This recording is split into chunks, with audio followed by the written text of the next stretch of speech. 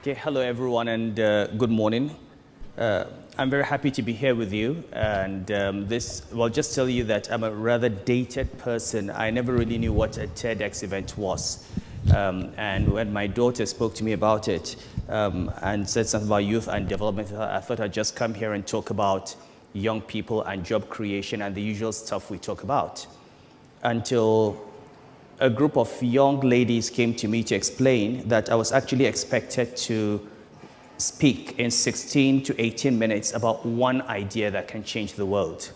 Now that was crazy because I don't have any ideas that can change the world. And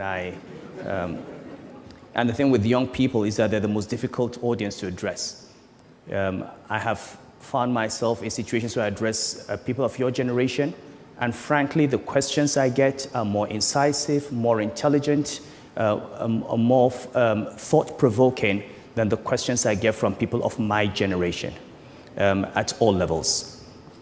And I'm actually just beginning to understand how difficult it is for those of us who are in the analog generation to have a conversation with our children. I have an 8-9-year-old daughter that I always see in the morning, and she goes to school and she comes back. I've never really had serious conversations with her. And 2 days ago, we were at the table with her sister, who's about 15 or 16, who then says to me, you know, Dad, it's time for us to start talking about boys. And before I could answer, this younger one, who's 8 or 9, looks up and says, you want to talk to Dad about boys? He won't understand. He's a man. He's a big boy. Now, you can imagine for me, I mean, this wasn't the kind of conversation I had with my mother or my father. So for me, and of course, the next day I had my son who's in Form 1 talking about chromosomes and X and Y cells on the table. So this is a completely different world for me. And I'm going to speak to you today about overcoming the fear of vested interests. It's a topic that I have come to be engaged in mentally because I have learned in the 4 years or so that I've been in Abuja that if we understand that, we may begin to unlock the key to how to change our world, the world of the country in which we live. And what is this country? It's a country of 167 million people, as you know. Largest population in Africa, second biggest economy on the African continent. In 1960, with a per capita income that was higher than the per capita income of South Korea. 1960, Nigeria was the preferred investment destination, preferred to Japan, according to US Investment Advisory, which has always had potential, but which has never been able to realize that potential. A country that specializes in exporting what it does not produce and importing what it produces. One of the world's largest producers of crude oil that does not refine its own petroleum products and has to import petroleum products. The world's largest producer of cassava that does not produce starch or ethanol. A large tomato belt, yet the world's largest importer of tomato paste. A country that from my childhood I have heard had the potentials for being a world power. But every day we talk about potentials. Every day we talk about potentials. Today we're still talking about the potentials of Nigeria. And yet, China, Indonesia, Malaysia, Japan, Korea, Vietnam, Brazil, all of those countries have turned the potential that they had into reality. What's the one thing that if I were to ask, what is the one thing that we need to do to break this barrier that faces us? In 4 years in Abuja, I've come to the conclusion that we need to overcome the fear of vested interests. And I'll talk to you through a little bit of my own experiences as governor of Central Bank and use that as a basis or as a template for what I think we need to do if we change this country. I became governor of the Central Bank of Nigeria in 2009. And this was in the middle of a global financial crisis. I came to the central bank knowing that banks had problems, and believing that these problems were caused by a global crisis, by the collapse in the capital market, the collapse in the price of oil, and that they would be fixed by simply addressing the normal risk management issues in banks. Shortly after I came in and one went through investigations, I discovered that the Nigerian banking system was infested with the same corruption of the rentier system in this country. That a number of bank chief executives had taken their banks and fleeced those banks and literally taken away depositors' money to buy property all over the country, all over the world. And just like people do in ministries or in government agencies or whenever they have opportunities in all companies, the banks were themselves a site for rent seeking.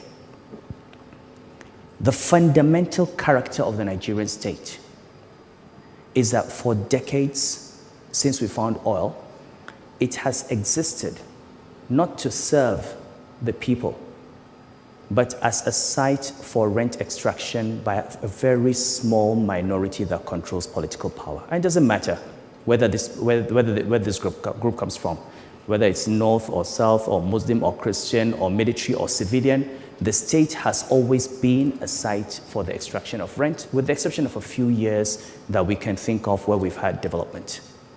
And this is at the heart of the problems of the country. Now, when we discovered this, and I'll give you a few examples, and these are well known now, they've been published. You know, there was one chief executive officer that took away from her bank over 200 billion naira. Okay, that was over $1 billion. And where was this money taken to?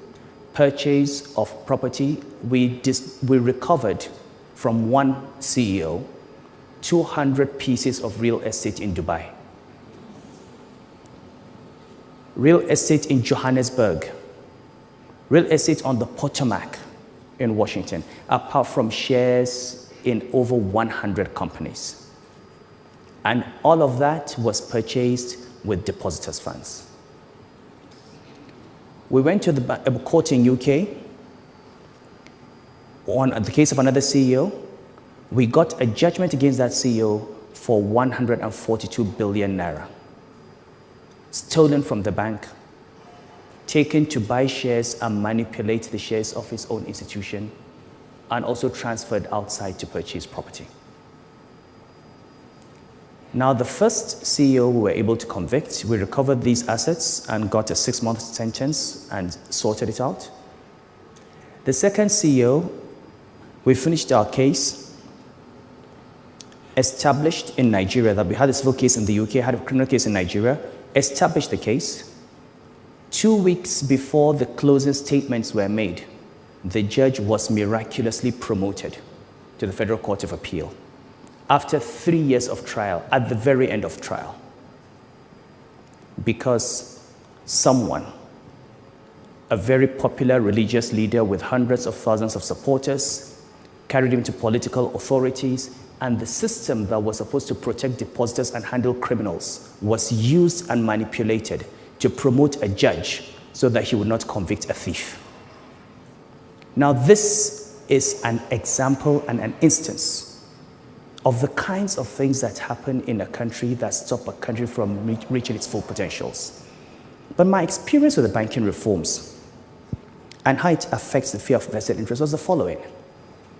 After we discovered the things that happened in the banks, the critical thing we had to do was take a decision that would pitch us against powerful political and economic forces. We were dealing with chief executives that in 2009 had become invincible. They were in the seat of power. They had economic power, and they had bought political protection. They were into political parties, they had financed the elections of officers, and they believed that nobody could touch them. And every time I said it was time for us to take action, people said to me, "You can't touch these people, you'll be sacked." Or, "You can't touch these people, they will kill you." Or, "You can't touch these people, you can't do that." And I said, "You know what? we are going to take them on. And we took the decision. We're going to remove them. And you know what? We removed them and nothing happened. We're going to prosecute them. We're going to put them in jail. And we put one of them in jail. And we're going to recover these assets. Because the way the central bank operated in the past was these guys take all this money and the central bank says the bank has failed. The banks that we saved had 4.4 trillion naira in deposits. They had 8 to 10 million customers. But the government and the system has always bet on the side of the rich people. Because these 8 million customers, the old woman in Boko, or in Yenago, or in Maiduguri, who has been told to save her money, and who saved money for 40, 50 years, wakes up one day and all her savings are gone. The civil servant who's worked for 35, 40 years, kept his pension money in the bank, the school fees of his children, the medical bills, wakes up one day and he finds that his bank is barricaded because the bank has failed. Banks do not fail. When people say banks have failed, it's like seeing a man whose throat has been slit and you say the man died. He did not die, he was killed. And those that murder the banks, those that destroy these deposits, have always walked away. They become senators. They become governors. They become captains of industry. They set up new banks, and they continue. And the millions of poor people who don't have a voice, that's it. Nobody knows the number of Nigerians who have died from failed banks because they were sick and could no longer pay their medical bills because those bills were, the money was locked up in a bank that has failed. Nobody knows the number of children whose parents could very well afford to pay their school fees who had to drop out of school because banks were mismanaged. So we use this as one instance, as one example of what you can do if you're willing to confront these vested interests and deal with them and protect the poor for the first time. But the banking industry is just one part of Nigeria. What is happening in other areas? So, take the oil industry. We talk about fuel subsidy. In 2009, this country paid 291 billion naira as subsidy for petroleum products. By 2011, this number had jumped to 2.7 trillion naira. Did we start consuming 10 times as much petrol? Do we have 10 times as many cars? Did the population of Nigeria multiply 10 times? I did not believe those numbers. I screamed against those numbers, and a lot of people screamed. Of course, we tried to remove subsidy. There was Occupy Nigeria. There have been investigations. And what did we discover? That a lot of that money never went to fuel subsidy that was consumed by Nigerians. There are people in this country that produced pieces of paper and brought to PPRA, and somebody stamped those pieces of paper and said they brought in petroleum products and actually paid them subsidy.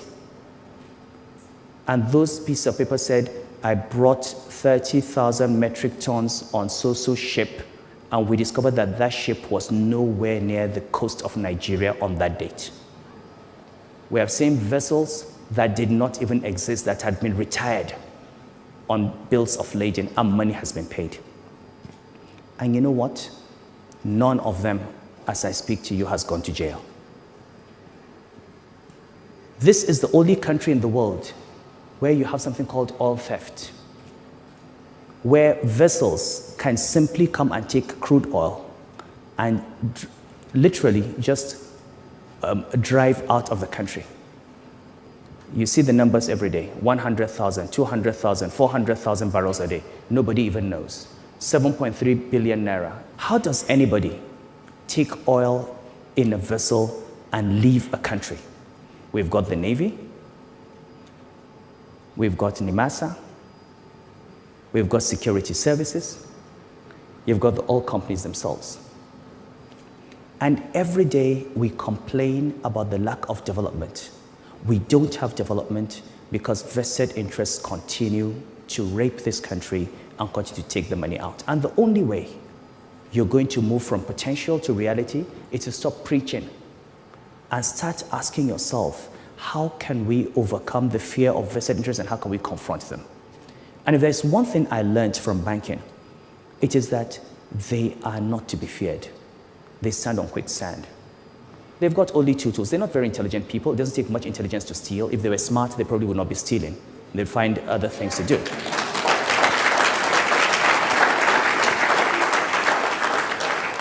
They have two weapons, and two weapons only. First is, how much do you want? And if you don't want anything, then I'm going to destroy you. If you don't want their money, and if you're not afraid of them, you destroy them. There's nothing else in there. You're more intelligent, and we've got to ask ourselves as a country, how have we allowed ourselves to be reduced to a level that is so far below our potential? A few weeks ago, I was in Lagos at Tinubu's birthday at the colloquium, and I spoke to young people. I said, we have 65 million young people in Nigeria. I'll give you one idea. You have 65 million youth in Nigeria. What does it take for one of you to get your votes and be the president of this country? What does it take for you to say, you're tired of my generation? I'm going to get one 40-year-old, intelligent, committed, patriotic Nigerian, and we're going to ask all the youth to vote for him. What does it take for you to address these issues sector by sector, identify these interests one by one, and confront them? Why does it have to take fuel subsidy removal for us to come out and challenge the rot that is in our country? What are we afraid of? We're afraid of losing the security that we have today. We may not lose it today, we will lose it tomorrow. So if there's one thing I have, one message I have for every Nigerian, is to remember that the problems of this country are enormous. The solution is simple. And that solution is we must recognize that at the heart of the problem of Nigeria, at the heart of 90% of our issues, from Boko Haram to religious crisis, to ethnic crisis, to unemployment, to the lack of education, to the lack of healthcare, is that there are people who profit from the poverty and underdevelopment of this country. And these people are called vested interests. And so long as they remain entrenched, and so long as we do not overcome our fear of them and dislodge them, we are not going to find a solution to this problem, and we're not going to reach our true potentials. My time is up. Thank you very much.